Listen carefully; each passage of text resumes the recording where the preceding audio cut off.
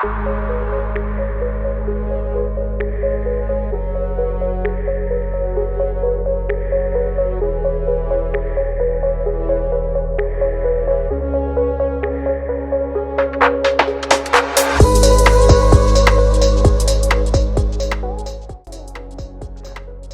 Mario, buenos días.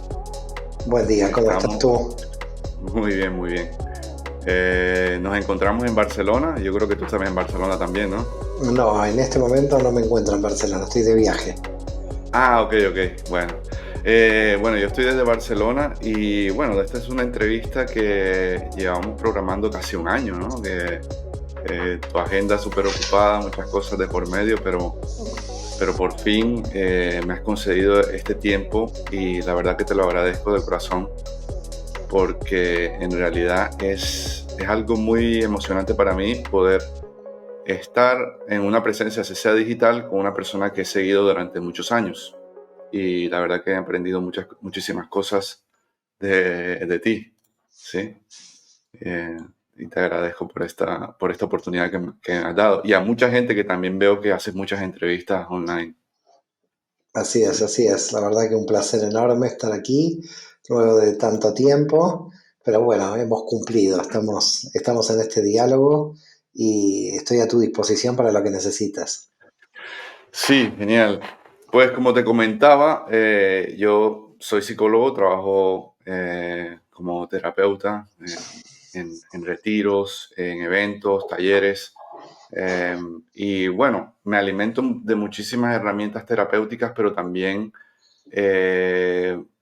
de sabidurías místicas, filosofías ancestrales y todas estas cosas. Una de ellas es la Cábala, que de hecho hay algunos conceptos y cosas de esa filosofía o ese pensamiento que me resuenan mucho con la psicología. Y, y como he visto que has estudiado psicología, te quería preguntar, ¿qué te llevó la filosofía? ¿La cábala o la psicología te llevó a la cábala? ¿Cómo llegaste a meterte en la psicología? Bueno, en realidad yo llevo la psicología a través de la Kabbalah del árbol de la vida. Yo realmente no entro en psicología directamente, mis primeros estudios tienen que ver con la historia y con la filosofía. Ujú. Así que con la psicología llego mucho más tarde, llego justamente a través de la mística y me impresionó descubrir algunos sistemas de pensamiento que, si se quiere, yo después no los encontré en las escuelas clásicas de psicología. Es decir, yo lo que había encontrado es en el árbol de la vida una psicología integral, para llamarla de alguna manera, donde se encontraban a partir de las diferentes dimensiones, bueno, muchísimas cantidades de información que se podían unir entre sí. Es decir, yo lo que veía es una integración en el árbol de la vida y me parece que lo importante es que esa integración, que en realidad cuando uno está estudiando desde las diferentes escuelas no se ve claramente esa integración, porque la gente se fanatiza dentro de una sola escuela, y en términos de psicología pasó durante un tiempo algo que sucedió mucho en la teología y sobre todo en la religión, donde cada uno creyó descubrir su propia verdad. Y lo que sucede en el campo de la cábala y en el campo de la mística hebrea con todas sus dimensiones es que se puede analizar con cierta profundidad no solamente cada dimensión, sino la interrelación entre estas dimensiones. Y me llamó mucho la atención que en mis clases de cábala yo veía que las personas iban modificando su percepción de la realidad y que lo que estaba sucediendo era un cambio psicológico en las personas, sin que yo realizara prácticamente nada, simplemente desde la explicación de los postulados de la cábala. Entonces me llamó la atención, es decir, yo llevo a la psicología por una cuestión totalmente experimental, no por una cuestión de especulación teórica o por Ujú. interés profesional, sino porque en mis clases me fui dando cuenta que a partir de la aplicación de los elementos de la mística hebrea encontraba cambios de percepción y que lo que había que hacer era intentar explicar estos cambios de percepción, con lo cual yo te diría que a la psicología llego a través de ver, de percibir en mis alumnos la experiencia de cambios de percepción en la aplicación de la mística hebrea. Así que lo que me hace llegar a la psicología es la mística. Ok. Y entonces es un camino, bueno, un camino muy, yo diría, original de mi alma, haber caminado por ahí, ¿no? Porque yo no decido cuando soy joven quiero ser psicólogo. Eh, Llego a poder ver y sobre todo a vislumbrar un aspecto donde la psicología yo veía que se queda bastante, bastante así, en un límite, que era con respecto al vacío existencial. Es Ok. decir, porque sabíamos ya desde Viktor Frankl y la logoterapia de que sin sentido una persona no podía vivir, pero la cuestión era cómo buscar el sentido, qué metodologías existían para buscar el sentido, y eso yo lo encuentro en la mística hebrea. Por lo tanto, yo te diría que la mística hebrea responde a una logoterapia práctica, para Ok. llamarla de alguna manera, donde te dan elementos para que tú puedas, a partir del concepto de tikkun, de rectificación, encontrar el sentido de tu propia alma. Y bueno, yo entonces me fasciné porque los elementos que encontraba en estas investigaciones experimentalmente funcionaban. Y por lo tanto, si Mm, funcionaban, había que hacer un análisis de por qué estaban funcionando, es decir, y ponerlas a disposición de todos. ujú. Ok, muchas gracias. Tengo una pregunta con respecto al misticismo, porque la verdad que se habla mucho y a veces enrevesada la comprensión del misticismo. Pero como yo lo comprendo, es que el místico no busca. Esa afirmación la he escuchado muchas veces, de que el místico no busca, o sea, esa necesidad de buscar no está. Pero tú hablas que desde el misticismo de la Cabala hebrea hay una búsqueda de sentido. Sí, ¿Cómo? totalmente, totalmente. La mística hebrea se busca y mucho. Ujú, Quizás esto que tú traes viene de alguna otra espiritualidad, de que el ujú. místico no busca. El místico busca, quizás el místico es el que más busca. Ok, ok. Eh, lo que pasa que aquí el problema está en que no busca un resultado concreto Ujú. porque descubre experiencias que de repente no está buscando, pero búsqueda existe, es decir, en realidad el sentido de la vida es la búsqueda, entonces es imposible que un místico no busque, por lo Mm, menos en la mística judía, por lo menos desde ok, la Kabbalah, sí. estamos todo el tiempo buscando. Es más, Jay Michelson dice, un gran cabalista americano, que cuando dejamos de buscar, estamos buscando otras estrategias de búsqueda. Así que imagínate, ¿no? Es decir, cuando dejamos de buscar, Sí, estamos buscando otras estrategias de búsqueda. sí. La cábala representa el esoterismo occidental, quiere decir que siempre estamos buscando, nuestra mente desea conocer más, deseamos llenarnos para poder vaciarnos, ese Ujú. deseo nos impulsa a una búsqueda. Entonces, decir que el místico no busca en la cábala es un contrasentido. El Ok, místico sí busca, el místico sí busca, el místico tiene que buscar porque el místico está unido al deseo potencial, al deseo infinito. Es decir, frente al infinito, tú buscas acercarte al infinito. No puedes estar en una situación pasiva. La existencia no es una situación pasiva donde no busca. No, no. Quizás no espera lo que encuentra. ok, Esto es diferente. Quizás ok. el místico no espera lo que encuentra, pero sí busca, claramente busca. Bueno, en este tema de la búsqueda se habla mucho también en el misticismo, sobre todo en el sufismo y en el budismo, de la rendición, el concepto de la rendición, de rendirse. Y parte de la rendición es como que, bueno, ya listo, voy a dejar de seguir buscando y me voy a rendir a que esto es un misterio que no tiene solución. Y ese es el punto más o menos que estoy tratando de comprender desde la Cábala. ¿Tú crees que el No, misterio este se puede resolver o hay un misterio? no existe, yo creo que son dos cuestiones diferentes, lo que estás planteando, y que no hay que unirlas, hay que dividirlas para entenderlas. El Ujú. misterio infinito nunca se va a resolver, pero eso no implica rendición. Ok. Es decir, no existe rendición porque no se resuelve el misterio. Existe mayor éxtasis en la búsqueda. Si rendición es la inactividad para seguir buscando, entonces estamos mal, porque esta no es la pauta que plantea la Cábala. En ningún Ujú, momento nos podemos rendir. Nosotros tenemos el concepto de emuná, el concepto de confianza, y confianza es seguir, no rendirse. Sí ajá. frenarse, sí reagruparse, sí volver atrás, sí reflexionar, sí retroceder para tomar fuerza.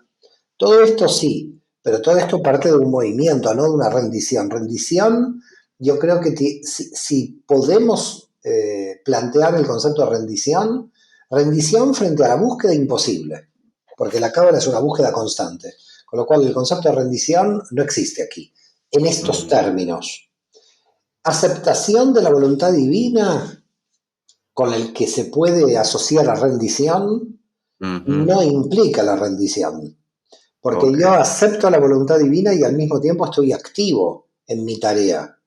Ujú, Porque si la rendición implica la inactividad absoluta, entonces yo quedo totalmente impotente.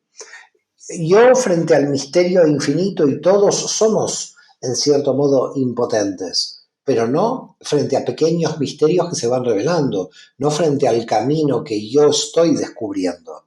Por lo ujú, tanto, no puedo tomar la impotencia total porque no existe impotencia total. Existe impotencia frente a la matriz de poder llegar, pero existe la potencia de caminar hacia. Entonces, no estamos buscando el resultado de comprender el infinito, estamos buscando de caminar hacia el infinito. En el sentido de caminar hacia el infinito tenemos potencia, mm, pero no podemos declararnos impotentes antes de empezar a caminar. Porque ok. si no estamos ante un problema. Es lo mismo que un bebé, los padres quieran que camine y él diga, no, yo soy impotente frente al infinito. No voy a caminar, me voy a quedar gateando todo el día. Que yo sepa, nadie de nosotros se rindió, quiso caminar y se levantó y somos bípedos. Por lo tanto, nunca hay rendición. Ujú, Siempre hay continuidad en la búsqueda de satisfacer el deseo. El deseo no se satisface totalmente, por eso nos sigue impulsando para adelante. En sí, definitiva, estamos hablando de un proceso, no de un resultado. Y por lo ok. tanto, si no comprendemos la posición de proceso y solo comprendemos la idea de resultado, estamos mal. Si estamos buscando un resultado, todo el análisis que estamos haciendo se cae abajo, porque Ujú, nosotros no estamos buscando un resultado. Nosotros ujú, estamos buscando el disfrute y el aprendizaje dentro de un proceso. Y en ese proceso no somos impotentes, al contrario, en ese proceso somos potentes para avanzar en el proceso. ujú, Frente a un resultado absoluto, siempre somos impotentes. Es como preguntarle a alguien, por favor, tráigame la mejor mesa del mundo. Es una pregunta absurda. Esa es una pregunta totalmente absurda. Tráigame la mesa perfecta. Esta es otra pregunta absurda. Tráigame el ser humano perfecto. Esa es más absurda que la mesa. Entonces, a lo que vamos es, trabajar con conceptos absolutos es un tema que hemos heredado de Grecia y que lamentablemente para mí es satánico, porque no se alcanza un absoluto, digamos. No podemos decir yo alcancé a Dios. ¿Cómo alcancé a Dios? ¿Qué? ¿Usted llegó al infinito? Sí, lo pude sentir, me pude salir de subjetividad y pude sentir la totalidad. Muchas cosas podemos sentir, pero nosotros estamos en un proceso de avance constante. Por lo tanto, en la Cábala no hay rendición. Hay aceptación de la voluntad divina, ujú, pero nunca rendición, nunca rendición. Somos potentes para seguir buscando y desarrollando nuestro deseo, ok. siempre en el camino, ¿no? Ok. Esa búsqueda puede ser como una lucha por conocer. Eh, Yo no la consideraría lucha, yo considero que es un placer. ujú, ok. Que a veces el cuerpo no acompaña porque nos vamos haciendo mayores con el tiempo, con los años. Hay gente que tiene enfermedades o gente Ujú, que tiene dificultades económicas. Entonces, ¿qué es lo que sucede? Lo que sucede es que en el mundo real tenemos muchas limitaciones. Pero esas limitaciones focalizan mejor la energía. ¿Esto qué quiere decir? Gracias a que tengo estas limitaciones, tengo que aprovechar más intensamente el tiempo disponible. Entonces, sé que tengo una vida limitada. En muchos casos hay gente que está enferma de manera crónica, hay gente que le pasan desgracias, accidentes, y en la vida pasan muchísima cantidad de cosas. Todas estas cosas que nos pasan a todos son parte de la estructura, es decir, de la estructura y de la naturaleza que vivimos, de lo cosmogónico, y nos tienen que situar en una posición de mucha humildad con respecto al aprendizaje y a valorar el tiempo. Yo creo que si una de las cosas más grandes que yo he encontrado en la observación y la experiencia de la mística hebrea es que te da la conciencia del poco tiempo disponible que tenemos. Es decir, no estoy hablando del tiempo en los términos en que usamos el tiempo, en que lo utilizamos al factor tiempo. Es decir, si tú a mí me das 1000 años de vida, la noción del tiempo para mí sería exactamente la misma. ¿En qué sentido? En el aprovechamiento del tiempo. Es decir, el aprovechamiento del tiempo implica que yo estoy cumpliendo con mi objetivo, es decir, con el sentido de mi vida. El médico que cura y que siente que ese es el sentido de su vida, si le das 1000 años de vida, sigue curando esos 1000 años, porque tiene una gran pasión por lo que hace. Entonces, en este sentido, yo creo que quien encuentra el sentido de su vida, a mi modo de ver, y esta es la gran revelación que tiene la Kabbalah, se encuentra con el aprovechamiento absoluto del tiempo, pero no el aprovechamiento en términos económicos del sistema capitalista, no el aprovechamiento de vender más o comprar más, no pasa por ahí, en el aprovechamiento interior del tiempo, en el aprovechamiento interior del tiempo, ¿no? Cada vez que uno aumenta más su pasión, menos tiempo disponible tiene. Porque en realidad es tanta su pasión que quiere enfocarse en su pasión. ¿Y qué es lo que sucede alrededor? Tiene muchas interferencias administrativas. Nosotros tenemos muchas interferencias administrativas, que en el campo de la materia, que cobrar, que pagar, que en el campo de lo social, de ver a un amigo, de ver a la familia. Estamos exigidos por muchas interferencias exteriores. Cuando queremos cumplir con nuestra misión de vida, nos tenemos que enfocar mucho en nuestra misión de vida. Entonces hay una tensión entre el exterior y lo interior. Lo interior clama, por ejemplo, por estar solo, leer un libro, escribir, avanzar en el interior, ¿no? Y lo exterior clama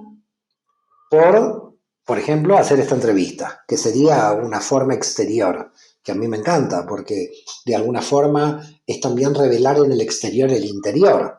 Así que el exterior también sirve. Yo no estoy diciendo que lo exterior es inservible y no tiene sentido o es inútil.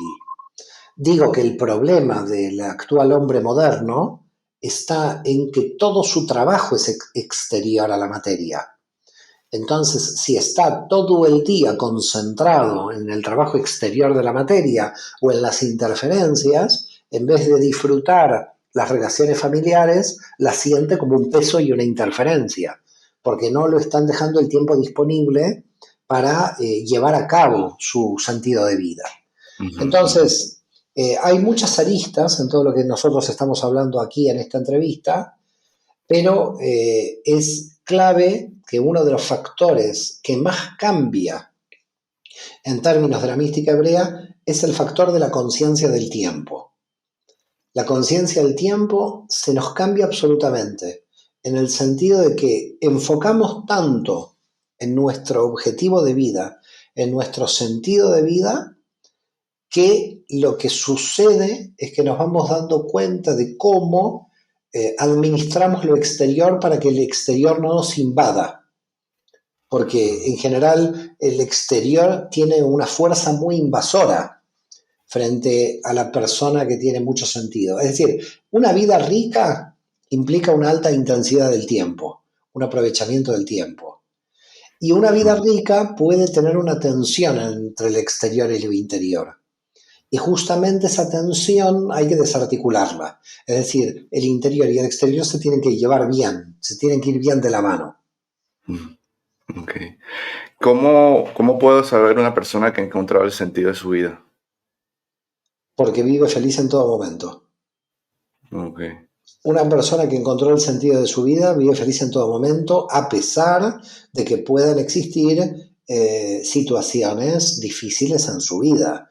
Feliz todo el tiempo no quiere decir alegre todo el tiempo, porque puede haber muerto la madre, el padre, el abuelo, y aunque esté feliz todo el tiempo, tiene un dolor por la muerte de alguien. No estamos hablando de una felicidad inhumana, fuera del orden humano. Estamos hablando de una felicidad donde hay dolor por lo que sucede muchas veces en la realidad, pero que se mantiene arriba de ese dolor y de esa alegría, se mantiene una felicidad constante de estar cumpliendo con la función por la cual uno vino a este mundo, ¿no?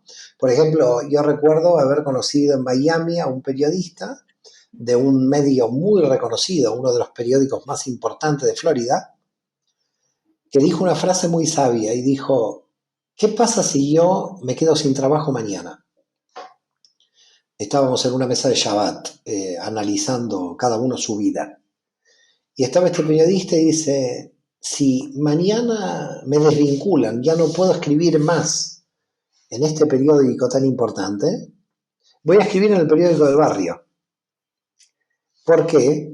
Porque mi pasión es tal que no puedo dejar de no ejercerla. El que tiene una pasión, no importa si escribe en el periódico del barrio o en el periódico más importante de Florida, Ujú. la pasión lo lleva a realizar lo que vino a ser este mundo. Eh, no tiene que ver con el resultado exterior. Lo que sucede es que lo hace con tanta pasión que los Mm, resultados exteriores se ven igual al final. ok. Entonces, hay una situación, esto lo describía muy bien Abraham Maslow, el gran psicólogo de New York, decía algo que es muy, muy interesante. Decía, los alumnos que yo recibo en la universidad, todos vienen con la idea de tener éxito en la vida. Yo les digo, no busquen el éxito, busquen su pasión y el éxito, la autorrealización lo llamaba él, ¿no? Y el éxito les vendrá por añadidura. Es decir, que si ustedes están enfocados en su pasión, más tarde o más temprano vendrá el éxito porque se han volcado apasionadamente a su pasión. Por lo Mm, tanto, yo, siguiendo esas enseñanzas de Maslow, pienso 100% igual a él. ¿Por qué? Porque me ha funcionado en mi propia vida. En mm, mi propia vida me ha funcionado que cuando yo no tenía, eh, digamos, recursos económicos y iba a la biblioteca y había llegado recién a Barcelona de Argentina, recuerdo claramente que yo decía, no me interesa absolutamente mi crecimiento económico, lo que me interesa es que realmente llevar a cabo mi pasión, mi misión de vida, más allá de que tenga o no un euro más, un euro menos, no. Y estaba mm, 8 horas en la biblioteca estudiando y escribiendo mi primera tesis doctoral, mm, y criando a mis hijos que estaban pequeños. Uno hace un esfuerzo. Apostar por la pasión de la vida es un sacrificio porque uno no perfila sobre el resultado económico, sino que perfila sobre su pasión. Los que perfilan sobre solamente el resultado económico no tienen, y si no tienen esa pasión, que también la podrían tener en ese ámbito económico, si la tienen, perfecto, ¿no? Pero los que solamente buscan la rentabilidad económica sin oír la voz de su pasión, que es la misión de su vida, desgastan tanto, tanto, tanto la maquinaria que terminan angustiados o terminan con estrés, porque no se puede sostener una vida al servicio del dios Mamón. La vida se sostiene al servicio de tu pasión. Y luego ya la propia naturaleza se encargará de premiarte si eventualmente te tiene que premiar. Pero lo más importante es siempre continuar y siempre estar enfocado con la misión que uno tiene en la vida. Mm. Sí, el gran reto es encontrarla porque, a ver, a mí me ha costado muchos años encontrar las cosas que me apasionan. Ahora como que siento que las he encontrado. Una de las cosas que me apasiona, bueno, es esta entrevista, mis redes, estudiar todos esos temas filosóficos, psicología, misterios y trabajar también en el tema terapéutico de la psicología. Pero me tardé muchos años. ¿Qué, ¿Cómo encuentra una persona su pasión? Además de saber qué es lo que lo hace feliz, pero por más que la persona sepa qué es lo que lo hace feliz, ¿qué tal que no lo encuentre? Fíjate, ¿no? Tú con lo que estás analizando, muy buen análisis, estás respondiendo a la pregunta primera de nuestra entrevista. Porque las primeras reflexiones que hicimos en las entrevistas es la rendición, la no búsqueda, y uno el sentido de su vida lo tiene que buscar. Entonces, si uno se rinde, en realidad, imagínate, no encuentra nunca el sentido de su vida. El sentido de su vida se tiene que buscar. Y por eso los grandes cabalistas dicen la felicidad es un trabajo. ¿Esto qué quiere decir? Tú quieres ser feliz, tienes que encontrar el sentido de tu vida. Quieres encontrar el sentido de tu vida, lo tienes que buscar. Y buscarlo es un trabajo. Entonces, hay que trabajar, hay que levantarse a la mañana y decir, ¿qué vine a aportar yo a este mundo? Es decir, ¿qué vine a aportar yo a este mundo? ¿Qué es en donde yo me siento con interés en este mundo? ¿Me siento poniendo ventanas en todos los edificios y poner la mejor ventana del mejor modo me da felicidad? Porque soy decorador de casas y es lo que me da felicidad. Y bueno, me voy a dedicar a decorar casas y poner las mejores ventanas porque eso me da felicidad, ¿no? O cuidar animalitos, o ser veterinario, curando los animales. No sé, cada alma viene por una misión. Y es verdad que cuesta llegar a encontrarla. Yo soy también prueba, lamentablemente, no quiero ser tan autorreferencial en esta entrevista, pero a mí me costó llegar a saber qué yo quería de mi vida, pero mucho es mucho.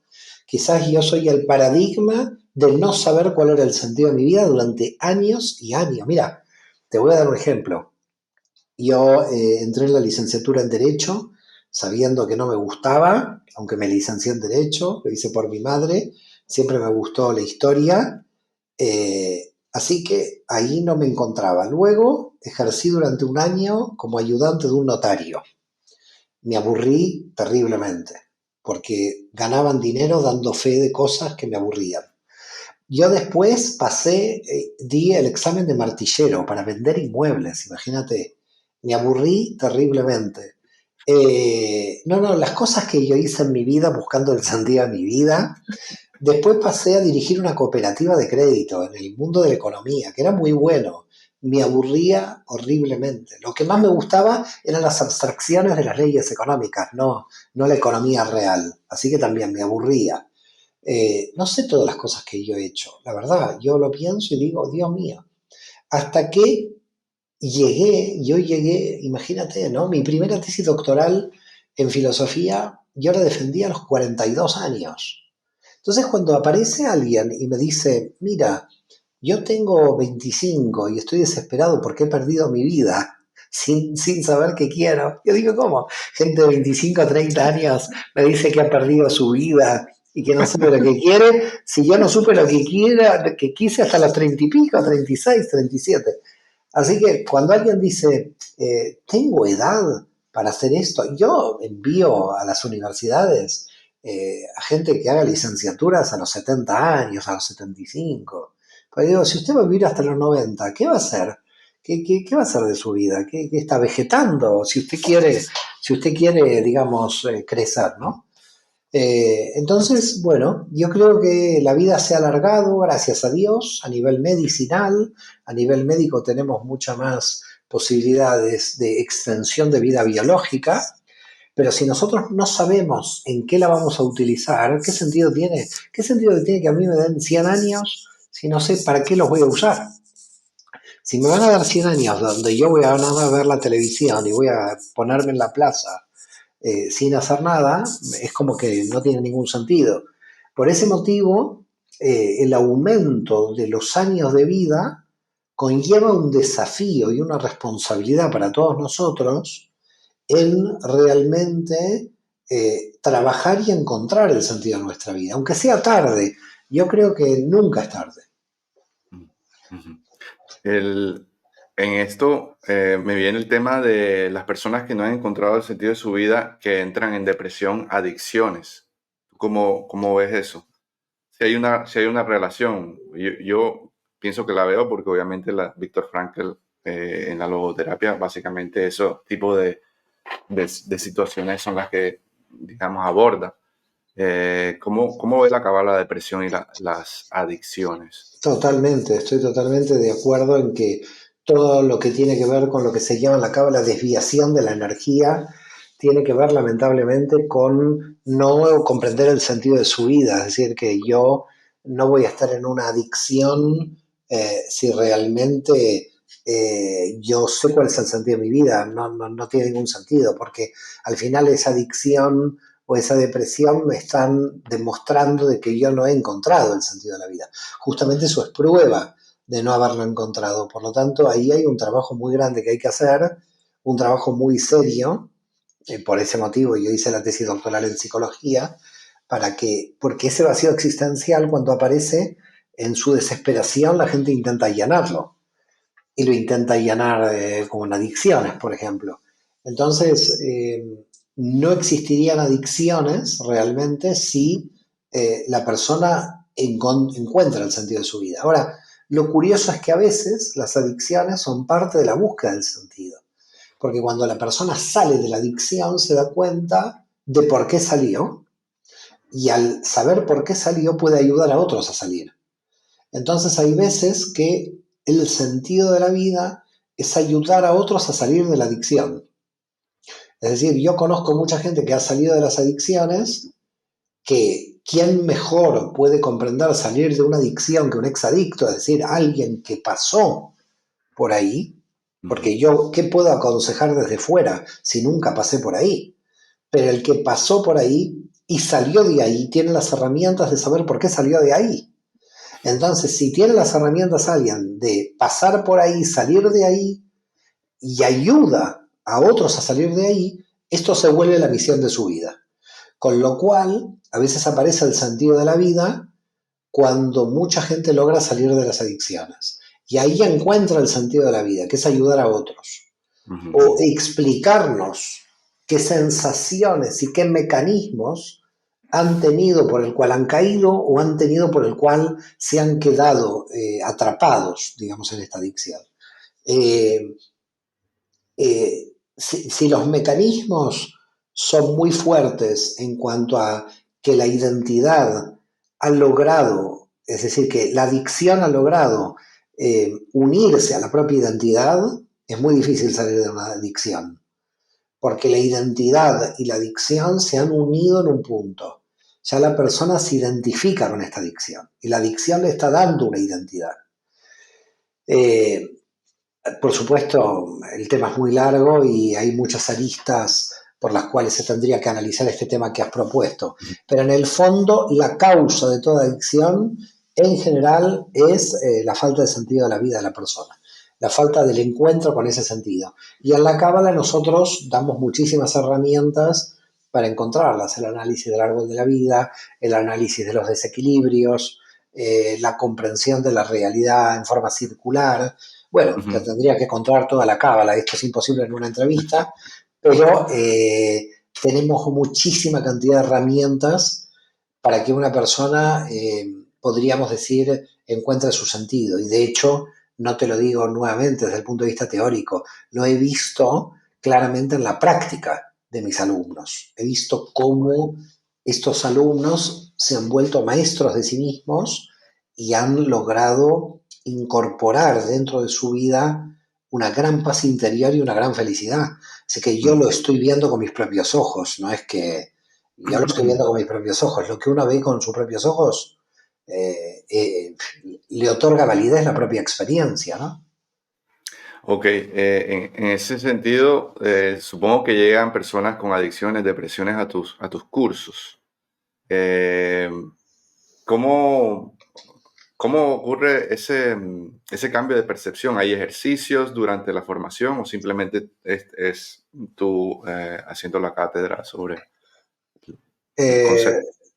bueno, en principio no se ven tan anormales cualquiera que tenga alguna adicción porque ven al propio profesor adicto al chocolate.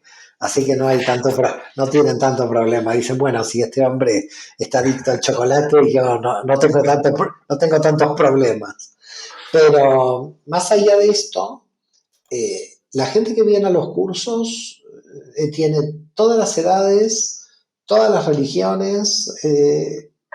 Yo te diría que viene todo el mundo a las clases, no es gente que es exadicta o adicta, no, no. Puede haber alguno, pero es una minoría. Yo creo que hay algo que yo capto muy interesante en todos los que se acercan a la cábala y es que no perdieron el deseo de sorprenderse y de buscar. Es decir, el que llegó a la cábala es una persona que está le ha traído un deseo, le ha traído un deseo. Deseo de aprender, deseo de crecer, deseo de mejorar, deseo de reequilibrarse, deseo de tener paz interior. Eh, hay muchos deseos, pero siempre es arrastrada por un deseo, que en el fondo, yo te diría, en el fondo es el deseo de vivir. Es decir, porque de lo que estamos hablando aquí no es de la búsqueda del sentido, es la búsqueda de la vida. Fíjate que nuestra herramienta principal se llama el árbol de la vida. ¿Y por qué se llama el árbol de la vida? Porque el que no lo comprende está muerto. Es decir, el árbol de la vida es un sistema por el cual te va a acercar al sentido de la vida en general, porque esas son las leyes de la vida misma. Entonces, yo te diría que la persona que entra a los cursos de Cábala o que llega es una persona que quiere vivir y que se da cuenta que si está viviendo mal es por una falla en algún punto de su realidad, que no sabe dónde está, pero que después lo descubre. Entonces, la persona siente en su interior que si es infeliz es porque algo está mal en la estructura que no sabe por qué está mal. Esto es como un auto que se rompió, se frenó, tú no lo puedes encender, abres el motor y no puedes ver dónde está la falla. Pero queda claro que hay una falla porque no te arranca el auto, ¿no? Entonces, una persona que es infeliz o que se siente deprimida o que está mal, lo primero que sabe de la situación en que se encuentra es que hay alguna falla en su sistema. Porque si no estaría bien. Es decir, eh, es antinatural estar viviendo sin reafirmar la vida. Es una cuestión, yo tengo un término que estoy elaborando que se llama biología trascendente. ¿Qué quiere decir biología trascendente? Quiere decir que si yo existo, no existo por cualquier cosa, existo porque tengo una función. No encuentro la función, existo mal. Existo mal, ¿qué quiere decir? Me siento mal, porque no sé para qué existo. Entonces, el problema no es buscar el sentido de la vida. El problema es que si no encuentro el sentido de la vida, es que no entiendo para qué vivo. Entonces, lo que se está debatiendo en el fondo es una cuestión entre vida y muerte, no entre una persona deprimida y no deprimida. Es decir, si esta vida vale la pena, sigo y me potencio. Si esta vida no vale la pena, me suicido o me deprimo o me meto en una adicción. Entonces, en el fondo, es una elección como mucho más radical, donde la persona no está buscando su autoconocimiento, está buscando la reafirmación de su vida y está tratando de comprender qué sentido tiene la biología, en el sentido de que si estoy vivo es por algo, porque voy a aportar algo al mundo, no estoy vivo para matar a todos los demás. Eso es porque no tengo el sentido de mi vida, porque yo entiendo de que si todo ser vivo está aquí es para que podamos crecer. Por eso las guerras son completamente antinaturales, completamente antinaturales, no son naturales, ¿Por qué no son naturales? Porque lo que estamos produciendo es que una persona con una información de su alma desaparezca. Esto implica de que los beneficios de la información que esa alma me trae, yo no los puedo tener. Entonces, y no los puede tener toda la humanidad. Con lo cual, cada guerra que se produce en la humanidad es una especie de suicidio de la propia humanidad, en el sentido de que estamos perdiendo información, ¿no? Sí, Entonces, hasta te diría, casi en un sentido no sentimental, en un sentido objetivo, ¿no? Imagínate, te estoy diciendo pérdida de información, no te estoy diciendo pérdida de vidas humanas, no, no. Entonces, yo creo que hasta tanto nosotros no seamos conscientes de la importancia de la vida, que no somos conscientes a nivel de la humanidad, ujú, nos va a ser difícil producir cambios. Lo primero es, mi vida es valiosa y la pongo al servicio de la humanidad, para el Tikkun Olam, para la rectificación del mundo. Mi vida no es valiosa, entonces me inmolo, tiro una bomba, vuela todo. ¿Por qué pasa esto? ¿Por qué hay seres humanos que hacen esto? Porque la vida de ellos no es valiosa. No mm, encuentran valor en su propia vida. El que no encuentra valor en su propia vida, el problema que tiene es que tampoco le encuentra valor a la vida de los demás. Y por lo claro. tanto puede agredir, entrar en conflicto y matar al otro. Por lo tanto, yo quiero que se vea dónde está el núcleo de lo que estamos trabajando. No estamos trabajando en una felicidad ilusoria, en un autoengaño que nos lleve a ser felices. Estamos trabajando en el concepto de vida y muerte. Los que estamos por la vida decimos, tenemos que trabajar para darle sentido porque la vida se reafirma a sí misma. Porque la vida es un aprendizaje para extraer información y revelar información. El que no conozca por qué se vive, el que no entienda por qué existimos, entonces está ante una falla cognitiva grande y por lo tanto entra en depresión, entra en adicciones o eventualmente en vez de autodestruirse destruye a los demás. Qué interesante. Brevemente, ¿cómo es el trabajo del árbol de la vida? Porque me llama mucho la atención. Y la verdad que me he visto muchos vídeos, no lo he comprendido, porque obviamente seguramente me tendré que estudiarlo mucho. Pero brevemente, ¿cómo podrías describir el trabajo? ¿Cómo el árbol de la vida puede ayudar a encontrar el sentido? Mira, en principio lo que sucede con el árbol de la vida es que primero no vamos a buscar el sentido. Ujú, Primero en el árbol de la vida buscamos estar mejor y buscamos nuestros desequilibrios. El sentido es una segunda etapa. En la primera etapa hay que trabajar antes. Antes de buscar el sentido hay que trabajar en nuestros desequilibrios. Es decir, si yo con el auto sé que tengo que llegar a tal ciudad, primero tengo que saber cómo está el auto. Porque si el auto está mal me voy a quedar en el medio de la ruta. Por lo tanto, antes de empezar con el auto a marchar hacia la ciudad donde tengo que ir, el primer planteo es ver cómo está el auto, las condiciones del auto. Y cuando sé que el auto ya está en condiciones, entonces empieza mi marcha hacia esa ciudad. Entonces lo primero que tenemos que hacer es ver cómo está el motor, cómo están los asientos del auto, y eso es el proceso de encontrar qué desequilibrios tenemos y cómo rectificarlos. Vamos rectificando, vamos viendo qué mecanismos tengo para rectificar tal desequilibrio, este desequilibrio porque me viene, bueno, este desequilibrio es de mi alma, de una vida pasada, es un desequilibrio ancestral, es un desequilibrio que lo puedo equilibrar con otra dimensión que lo vengo a ayudar. Mil estrategias posibles para alcanzar, digamos, no un equilibrio perfecto, porque en la cábala no existe el equilibrio perfecto, siempre estamos desequilibrándonos porque estamos creciendo, pero un desequilibrio que no me bloquee, sino que me permita crecer. Hay diferencias de desequilibrios en la cábala, los desequilibrios de bloqueo y los desequilibrios de crecimiento. Cuando yo tengo desequilibrios de crecimiento, disfruto con los desequilibrios. Cuando tengo desequilibrios de bloqueo, son desequilibrios dolorosos porque no me permiten crecer. Así que no podemos a todos los desequilibrios ponerlos en el mismo conjunto del ujú, concepto de desequilibrios, porque no es lo mismo. Entonces, cuando ya empezamos a disfrutar una dimensión, empezamos a disfrutar otra dimensión, empezamos a equilibrar, estamos haciendo el proceso de identificar esto, identificar lo otro, el proceso de autoconocimiento, ese mismo proceso de autoconocimiento, es decir, esa misma conciencia de ya encontrar lo que yo soy, es lo que me permite llevar a donde voy a caminar.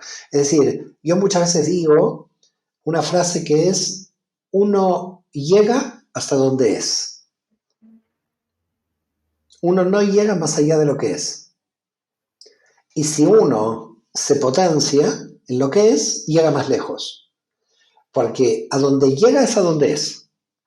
Por eso yo no creo en ninguna competencia entre los seres humanos, porque no competimos, solamente llegamos a demostrar lo que cada uno es.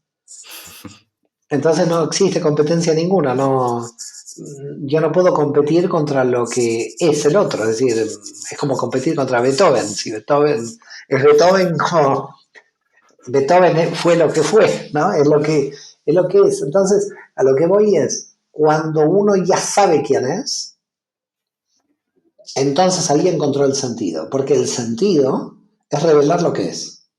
Entonces, al principio no buscamos un sentido, al principio buscamos quiénes somos. Cuando logramos saber quiénes somos, ya conocemos el sentido. Ok. Yo soy el que soy. Cuando ya el martillo sabe que es martillo, sabe que tiene que golpear. Pero si el martillo cree que es mosca, nunca sabrá que tiene que golpear. Sí, sí, sí. Que el martillo nació para golpear, Sí. pero si el martillo no tiene conciencia de que es martillo, no puede golpear. Por lo tanto, hasta que uno no tiene conciencia de lo que es, no puede revelar lo que es.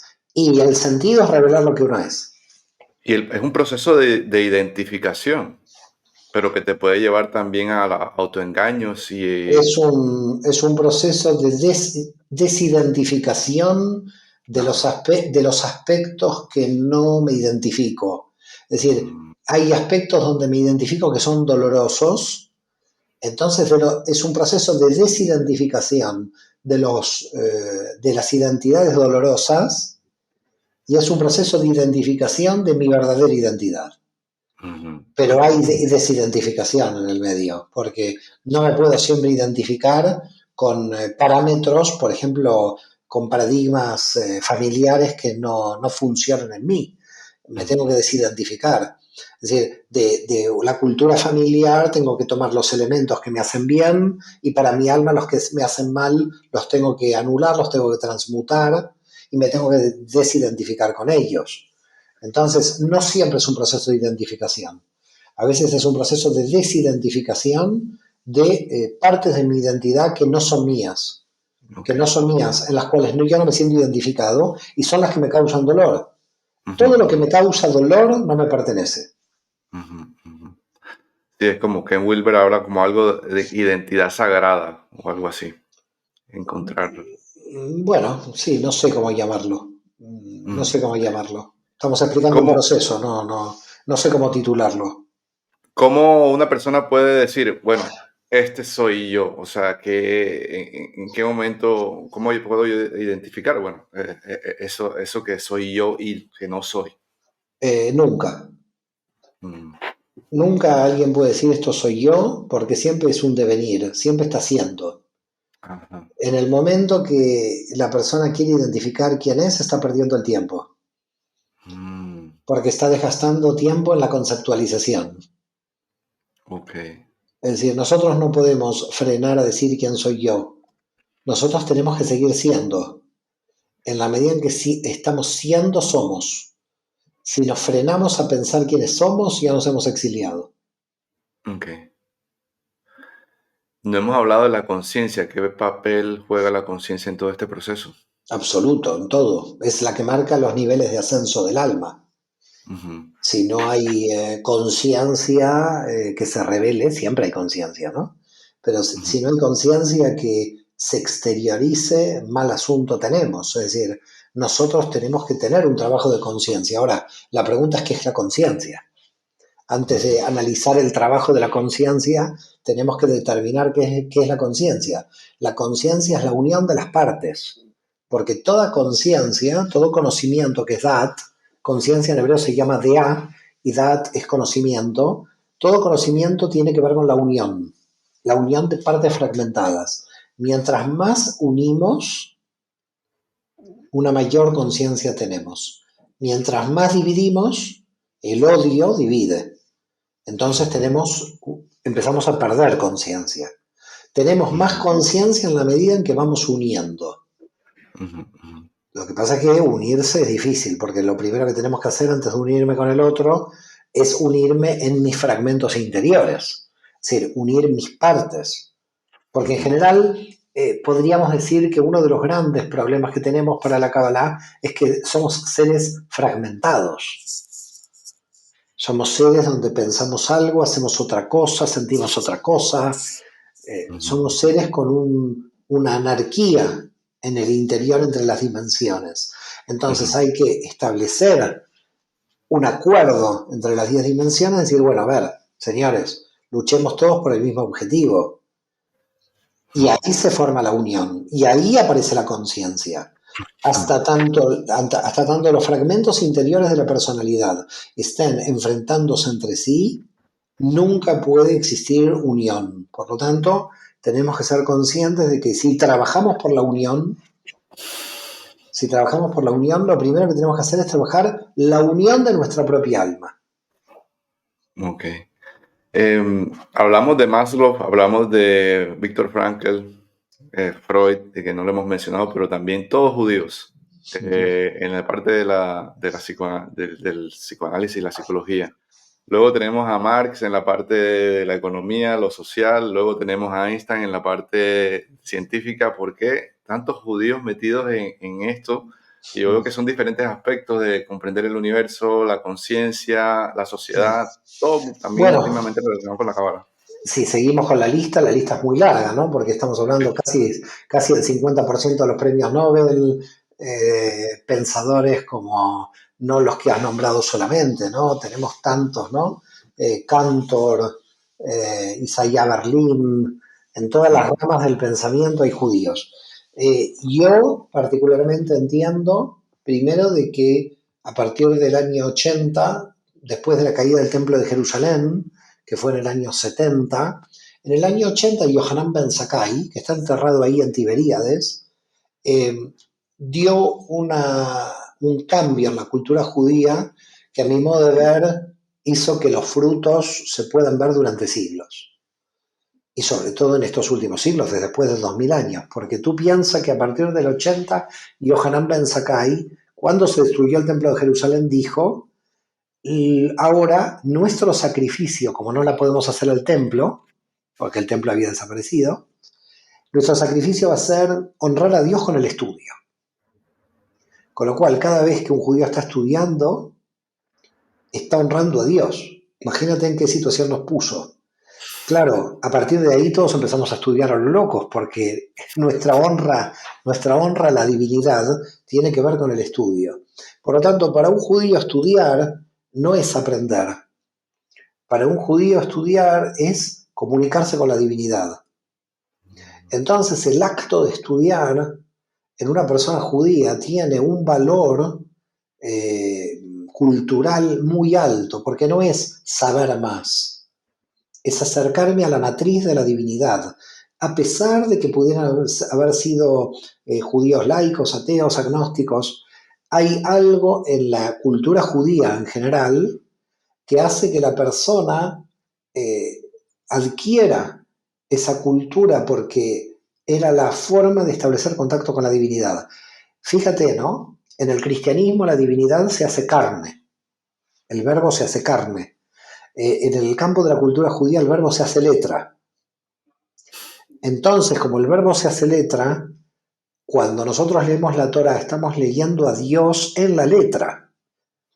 Entonces, mi relación con Dios viene por la letra. Entonces, imagínate las consecuencias que ha tenido esto. Las consecuencias es que prácticamente todos los judíos tenemos una gran conexión con la cultura, con el intelecto, con el estudio, porque siempre el estudio en la cultura judía tuvo que ver con una conexión con un descubrimiento, con una búsqueda de Dios. Inclusive te vuelvo a reiterar, aquellos pensadores que ya habían proclamado la muerte de Dios o que no creían en Dios porque eran ateos, ya les quedó impregnada la cultura judía. Y fíjate que para ser un hombre en la cultura judía hay que saber leer y escribir, porque el acto, y para ser una mujer también, es decir, para ser una mujer a los 12 años y para ser un hombre a los 13, la forma en saber si tú eres un hombre es si sabes leer la Torá. Porque si tú no sabes leer, entonces no adquieres la categoría de hombre o de mujer.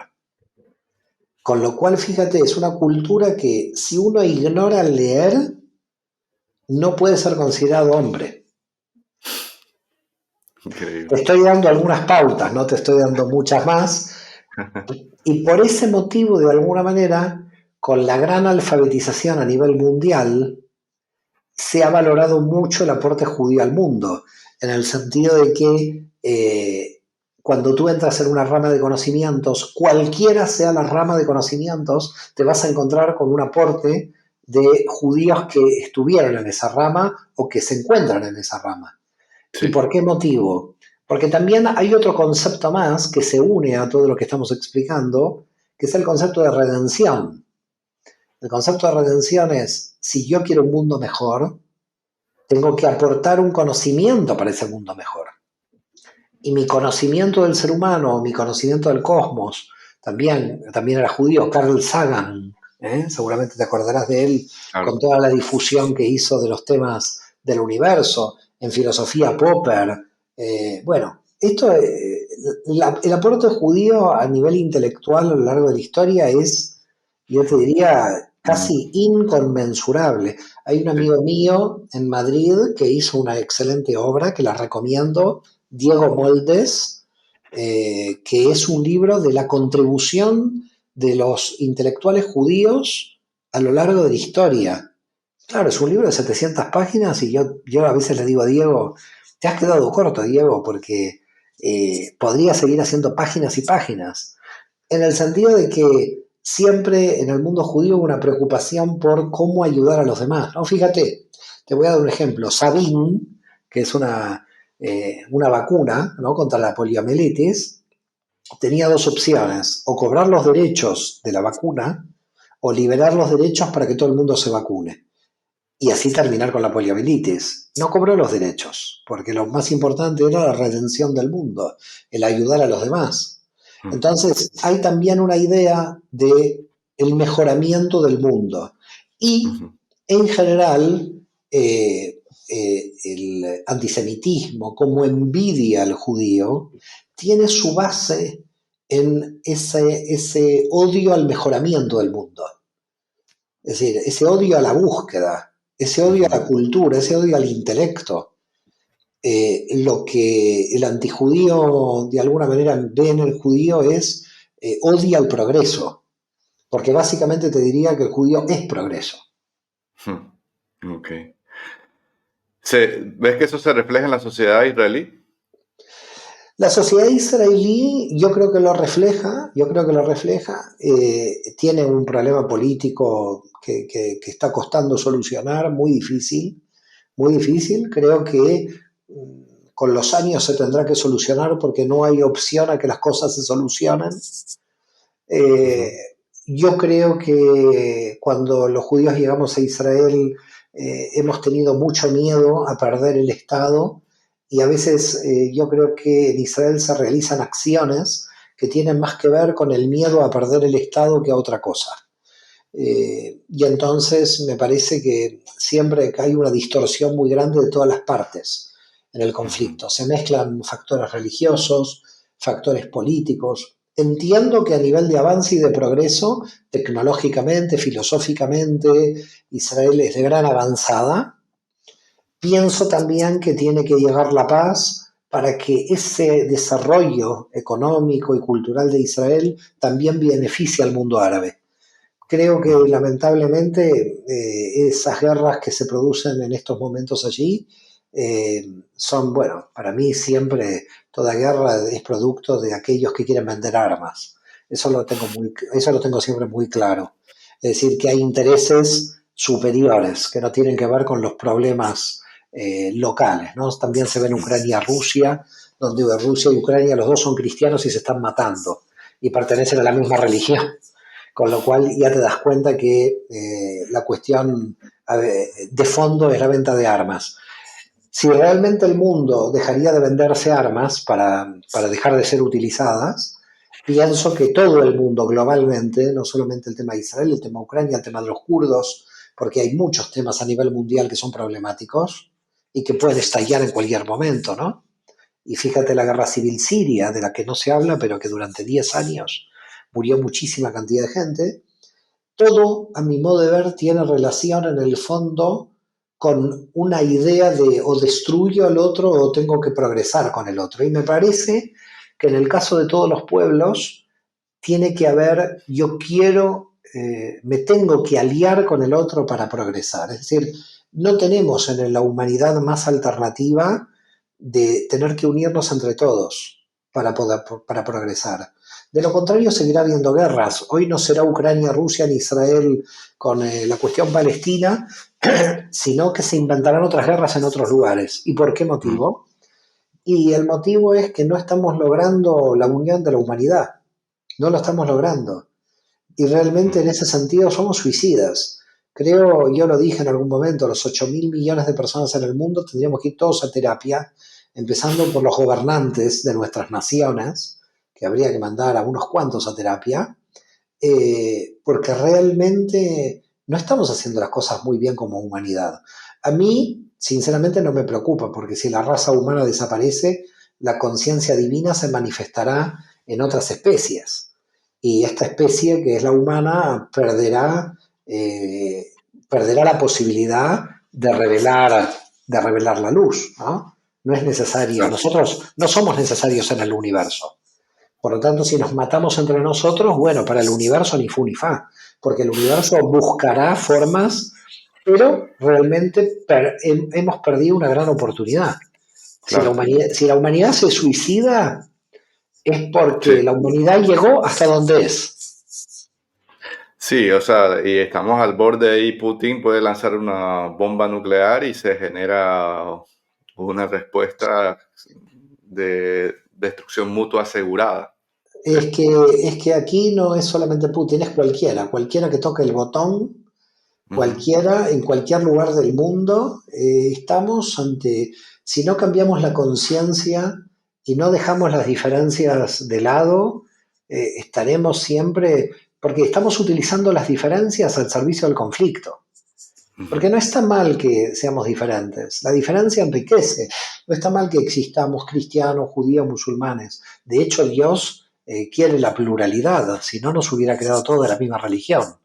Entonces, si todos tenemos religiones diferentes, pelo diferente, cuando entramos al supermercado elegimos cosas diferentes, si somos diferentes en todo, en lo religioso, en lo político, si somos diferentes en todo, en donde todos tenemos que pensar igual, en donde todos tenemos que pensar igual, es en no ser violentos con el prójimo.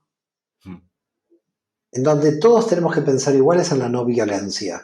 Después tenemos diferencias. Usted cree que si la reza Buda llega al cielo, si la reza Jesús llega al cielo, si es ateo y no la reza nadie. Luego tenemos todas las diferencias, pero matar en nombre de las diferencias es algo muy diabólico que tenemos los seres humanos. Yo creo que tenemos que deponer las armas, hablar con los fabricantes de armas para darles algún otro trabajo, un poco más, que ganen lo mismo. Yo reuniría a todos los fabricantes de armas a nivel mundial y les diría, miren, van a ganar lo mismo, pero dedícanse a cultivar fruta. No, en serio, habría que darles, porque esta gente lo que quiere es más dinero. Entonces, démosle el mismo dinero, pero no para construir armas. Démosle el mismo dinero para construir otra cosa.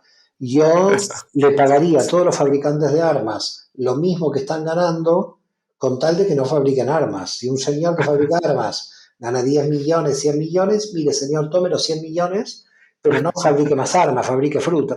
A lo que voy es, tenemos que reconvertir las industrias satánicas y mortuorias en industrias al servicio de la paz. De lo Mm. contrario, estamos creando nuestro propio suicidio. como Sí, sí, sí. civilización. No sé si Y, lograremos. Desde el punto de vista de la Cábala tenemos que seguir trabajando sobre esta línea, ¿no? ujú. Y por último, te quería hacer una pregunta relacionada con todo esto. Es, el tema, hablamos mucho de la búsqueda del sentido y hablaste de la pasión. La pasión la veo muy conectada con una sensación corporal.